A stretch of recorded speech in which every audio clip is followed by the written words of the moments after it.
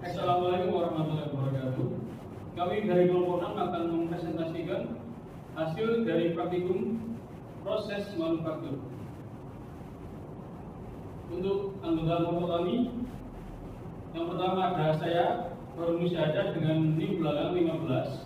Saya Syari Rahman dengan NIM belakang 32. Saya David Kurniawan dengan NIM belakang 64. Saya Ayu Zara dengan NIM belakang 79. Dan saya Nida Sita dengan NIM belakang 82. Untuk modul pada praktikum proses manufaktur ada 5. Yang pertama modul 1 perencanaan produksi. Yang kedua modul 2 laboratorsi. Modul 3 perencanaan stasiun kerja. Modul 4 pengendalian kualitas. Modul 5 kapasitas produksi dan analisa biaya. Selanjutnya daftar isi. Untuk daftar isi pada pertemuan ada bab 1 pendahuluan, bab 2 kajian pustaka, bab 3 pengumpulan data, bab 4 pengolahan data, dan bab 5 kesimpulan. Bab 1 pendahuluan. Perencanaan produksi merupakan bagian penting dalam manajemen operasional yang bertujuan memastikan proses produksi berjalan sesuai permintaan pasar dengan perencanaan yang baik. Perusahaan dapat mengatur kebutuhan bahan baku, jadwal kerja, serta meminimalkan pemborosan akibat kelebihan atau ukuran persediaan. Untuk mendukung kelancaran produksi, diperlukan keseimbangan beban, jalan stasiun atau line balancing. Ketidakseimbangan dalam mengelola kerja dapat menimbulkan hambatan, waktu tunggu, serta penurunan efisiensi.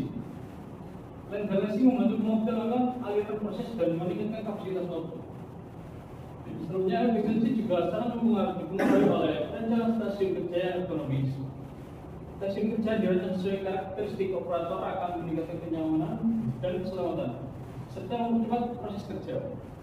Hal ini penting untuk menjaga ritme produksi yang stabil dan berkelanjutan.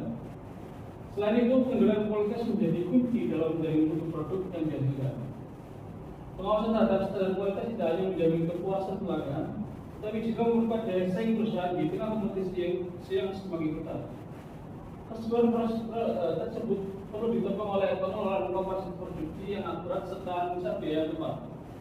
Dengan memahami kemampuan produksi dan efisiensi biaya, perusahaan dapat lebih adaptif dalam merespon dinamika pasar dan menjaga kelangsungan bisnis secara optimal. Selanjutnya, bab 2 kajian pustaka. Poin 2 dari 1 perencanaan produksi. Perencanaan produksi adalah bagian dari manajemen operasi. Salah satu ilmu yang paling dibutuhkan dalam industri manufaktur. Untuk menjaga efisiensi dan kenyamanan kerja, desain sistem produksi perlu mempertimbangkan aspek antropometri agar sesuai dengan karakteristik fisik kerja. Dalam proses produksi, persediaan bahan baku hingga jadi bukan peran penting untuk menjaga kelancaran operasional. Hubungan antara produk agen dan komponen penyusunnya digambarkan mulai struktur produk yang kemudian dirinci dalam bill of material sesuai daftar bahan dan jumlah yang dibutuhkan. Seluruh informasi tersebut menjadi dasar dalam sistem material requirement planning MRP yang membantu merencanakan ketersediaan bahan secara tepat waktu, efisien, dan hemat biaya, sehingga produksi dapat berjalan optimal dan kompetitif di pasar. Selanjutnya, yaitu bab 2 dan balancing. Dan balancing merupakan proses pengalokasian elemen kerja stasiun kerja dalam jalur perakitan mencapai keseimbangan waktu kerja di setiap stasiun dan meminimalkan waktu nganggur. Tujuan utamanya adalah menciptakan aliran produksi yang efisien, dengan jumlah stasiun kerja seminimal mungkin dan memanfaatkan sumber daya secara optimal. Kinerja balancing dapat dilihat dari siklus efisiensi stasiun dan keseimbangan lintasan. Precedence diagram digunakan untuk membuat urutan aktivitas secara grafis, sedangkan operation process graph atau OPC memetakan tahapan produksi secara sistematis. Kombinasi keduanya membantu merancang alur kerja yang efisien, mengurangi pemborosan, dan meningkatkan produktivitas.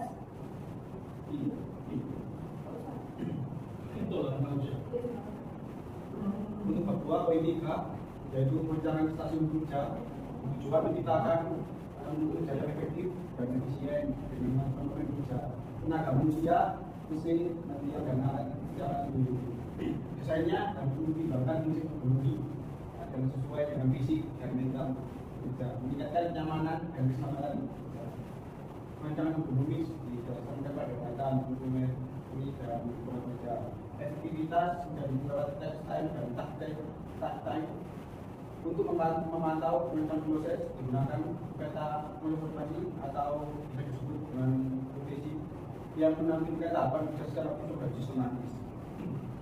Pada poin keempat yaitu pengendalian kualitas. Pengendalian kualitas adalah proses tes desain manajerial untuk memastikan produk atau layanan sesuai dengan standar yang ditetapkan dengan cara mengukur karakteristik dan memperbaiki penyimpanan jika ditemukan. Tujuannya adalah menjaga mutu produk serta resiko biaya produksi dan pengawasan.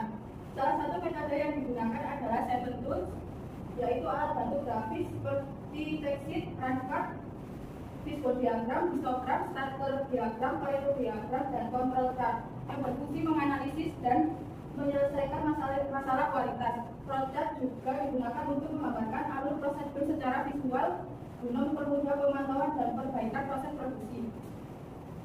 Selanjutnya, pada poin kelima merupakan kapasitas produksi dan analisa biaya. Kapasitas produksi adalah batas maksimum perusahaan dalam menghasilkan barang atau jasa yang menggunakan sumber daya yang tersedia dan harus dikelola agar sesuai dengan permintaan pasar. Kemudian pengolahan kapasitas yang tepat membantu menghindari kekurangan atau kelebihan produksi, sehingga biaya produksi terdiri dari biaya tetap seperti biaya sewa dan gaji tetap, serta biaya variabel seperti bahan baku dan upah yang kerja langsung. Untuk menilai efisiensi finansial digunakan analisis break-even point yaitu BEP untuk mengetahui titik impas dan return on investment atau ROI untuk mengukur keuntungan dari modal yang diinvestasikan sebagai dasar pengambilan keputusan.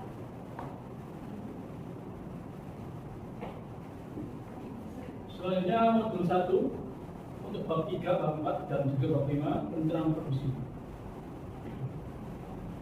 Untuk tabel pertama adalah antropometri kursi multifungsi rak buku dengan keterangan TBD adalah tinggi bawah duduk, PPD panjang paha duduk, TLD tinggi lutut duduk, LBD lebar bawah duduk, dan terakhir LBD lebar pinggul duduk. Selanjutnya adalah gambar desain kursi multifungsi rak buku dari kelompok 6 sebagai berikut.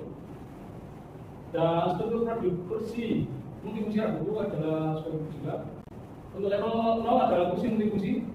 Level 1 ada rakitan kaki, rakitan dudukan, rakitan sandaran, dan juga rakitan rak. Untuk level 2-nya pada rakitan kaki ada kolan kaki dan juga rangka kaki. Untuk level 2 pada rakitan dudukan ada busa sofa, palang dudukan, dan juga papan dudukan. Untuk level 2 pada rakitan sandaran ada sandaran belakang, sandaran samping, busa sofa sandaran. Untuk level 2 pada rakitan rak ada tutup samping dan juga tutup atas rak. Selanjutnya adalah tabel persediaan. Yang pertama ada kursi multifungsi dengan jumlah 1, item 1 dengan on-hand 60. Selanjutnya rakitan kaki jumlah 1, item 1 dan on-hand 90. Selanjutnya rakitan dudukan dengan jumlah 1, item 1 dan juga on-hand 80 dan seterusnya. Pada tabel bill of material, yang pertama ada kursi multifungsi dengan kuantiti 1. Selanjutnya yang kedua ada kolan kaki dengan kuantiti 2. Lalu ada rangka kaki dengan kuantiti 4 dan seterusnya.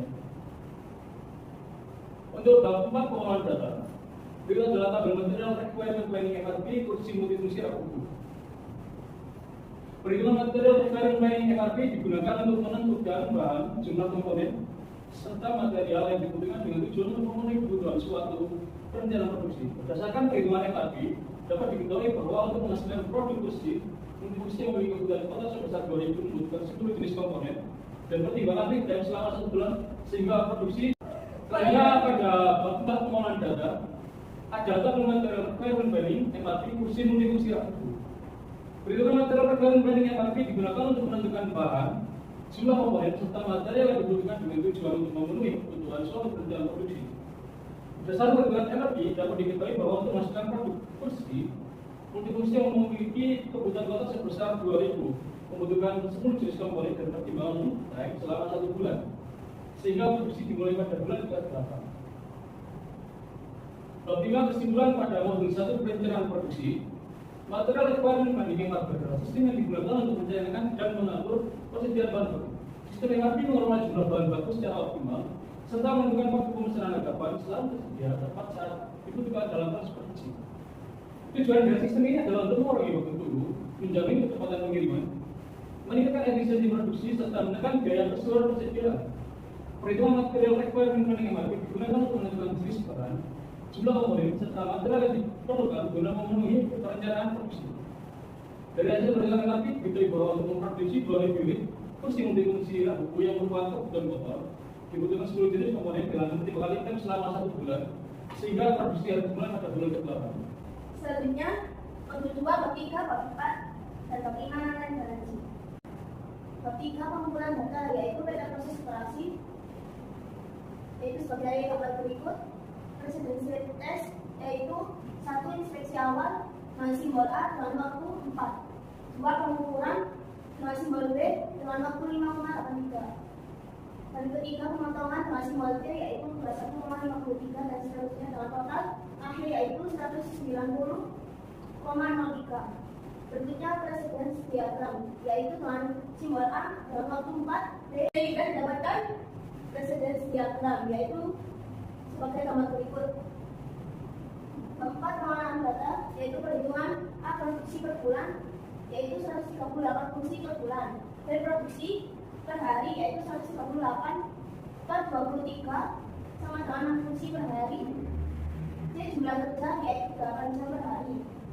Dengan C, TSM waktu produksi per hari per permintaan pelanggan sama dengan yaitu 8 kali 60 dibagi 130 per 23 sama dengan 80 menit. Selanjutnya yaitu N, workstation, total test M atau SN sama dengan 190,03 per 80 sama dengan yaitu 2,38 dan sama dengan 3 workstation. Pembagian tugas pada workstation mengikuti aturan penugasan dan sesuai presiden diagram dan cycle time. Dengan gambar berikut yaitu keempat, pengolahan data rincian workstation. A yaitu workstation 1 dengan hasil 31,36 menit. B yaitu workstation 2 dengan hasil 69,67 menit. Dan D workstation 3 yaitu dengan hasil 89 menit. Dan D efisiensi yaitu total test time dibagi workstation dikali test time. Dan akhir dikali 100%. Dan akhir yaitu 1,19 sama dengan 119%. Kelima, kesimpulan yaitu dari peta proses operasi yang telah dibuat dapat diperoleh analisa data tentang kegiatan dan pembuatan kursi meliputi beberapa pembuatan komponen yaitu yang kita bagi, urutan, sandaran, dan rak tersebut memerlukan aktivitas melalui kegiatan operasi sebanyak 14 kali dalam waktu 172,03 menit. Kegiatan inspeksi sebanyak 9 kali memerlukan waktu 18 menit dan penyimpanan sebanyak 1 kali tapi tidak ada waktu yang tertulis. Jadi total waktu dalam peta proses operasi pembuatan kursi adalah 23 kali aktivitas dan 190,03 menit. Pada proses diagram aliran produksi memiliki aliran produksi yang berkelanjutan tanpa ada tambahan aliran berubah. Dimulai dari proses inspeksi awal yaitu A dengan waktu sebanyak 4 menit. Kemudian proses pengumpulan B dengan waktu sebanyak 5,83 menit. Kemudian proses pemotongan C dengan waktu sebanyak 21,53 menit. Kemudian proses penghalusan dan inspeksi dengan D dengan waktu sebanyak 18,67 menit. Kemudian proses perakitan E dengan waktu sebanyak 51 menit. Kemudian proses pengecatan F dengan waktu sebanyak 49 menit. Kemudian proses inspeksi akhir D dengan waktu sebanyak 10 menit dan dengan waktu total keseluruhan proses sebanyak 190,63 menit. 3, 4, 5 panjang stasiun kerja. Untuk bab 3 pengumpulan data dilihat untuk spesifikasi yang akan digunakan. Poin 1 pengembangan, poin 2 pengembangan, poin 3 pengambil siku, dan poin 4 ada jigsaw. Untuk poin 5 ada poin 6 hingga untuk poin 7 jigsaw, poin 8 ada puas, dan poin ke 9 ada poin 10 ada pahat, dan untuk poin yang 4 ada mesin.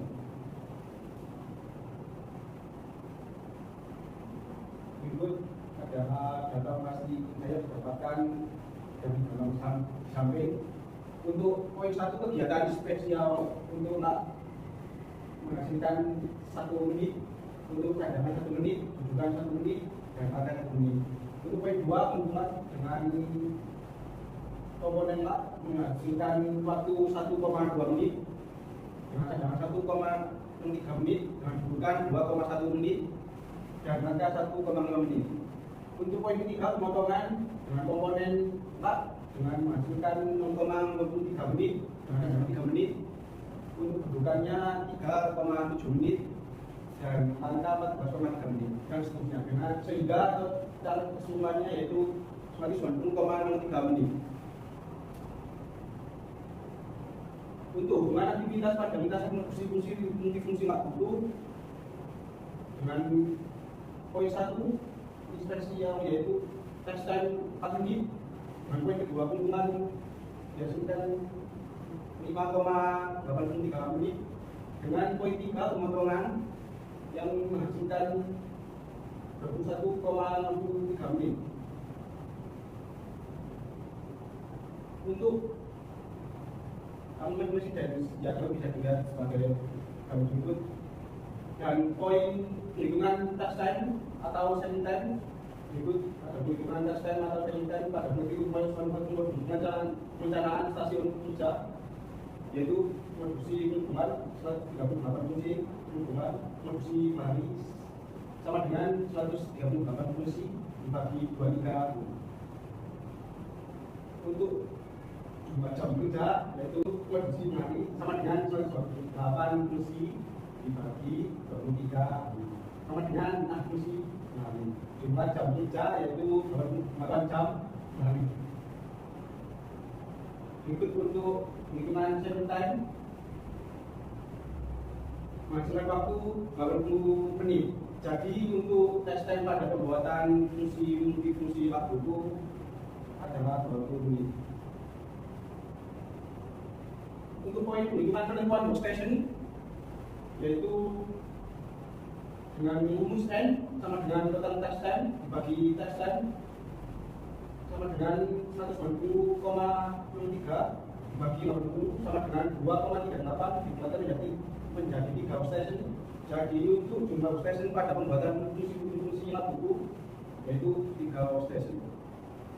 Untuk poin yang 3 bagian workstation bisa dilihat pada berikut untuk bagian workstationnya.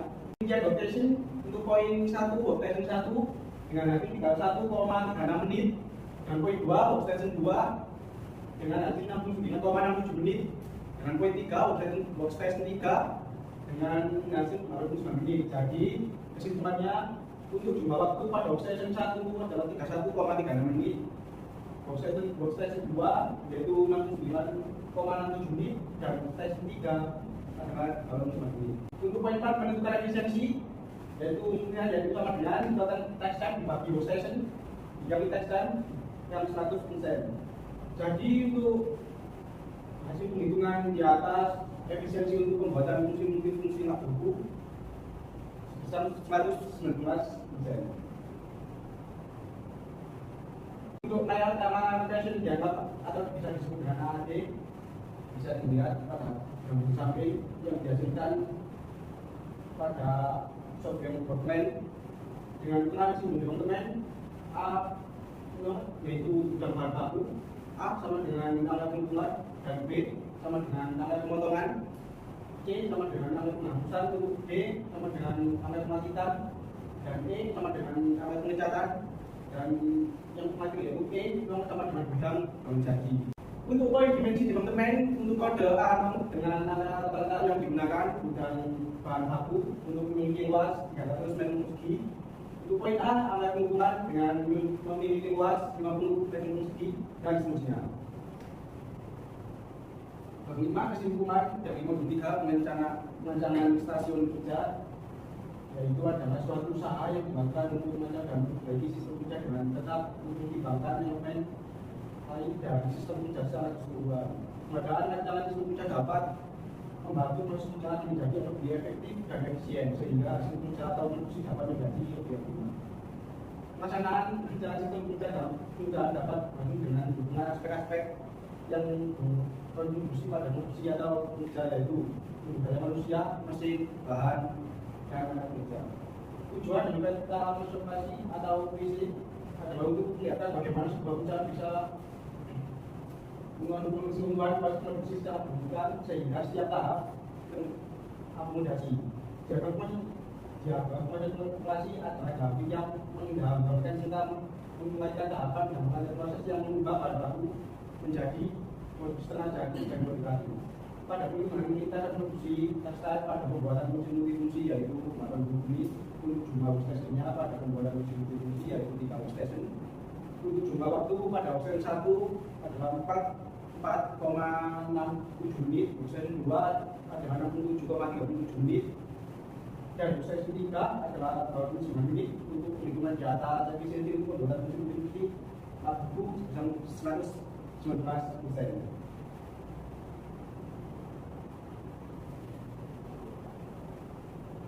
Modul 4, pada bab 3, bab 4, bab 5, pengendalian kualitas.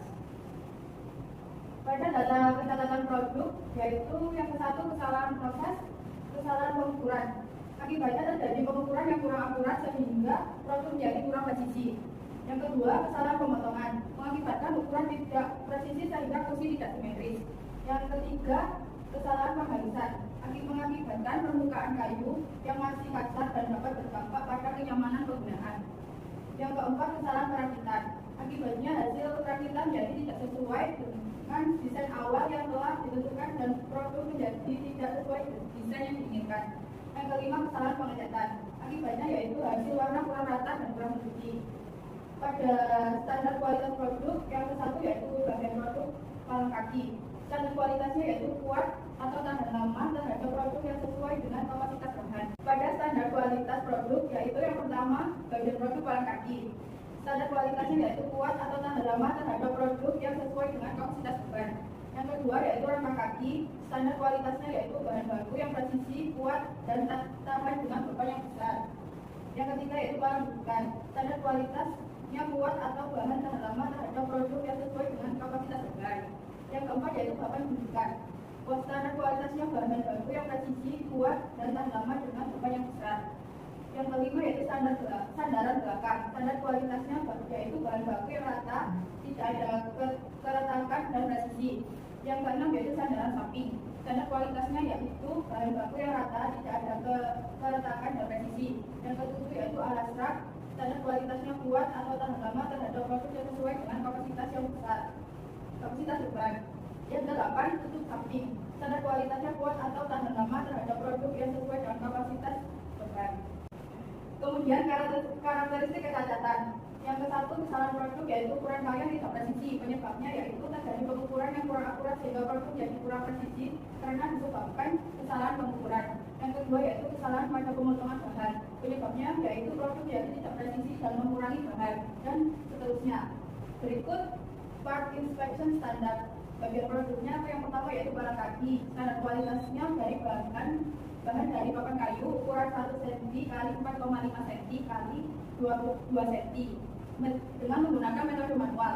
Yang kedua yaitu rangka kaki. Bahan dari balok kayu ukuran 4 cm kali 6 cm dikali 30 cm menggunakan metode manual. Yang ketiga palang gundukan.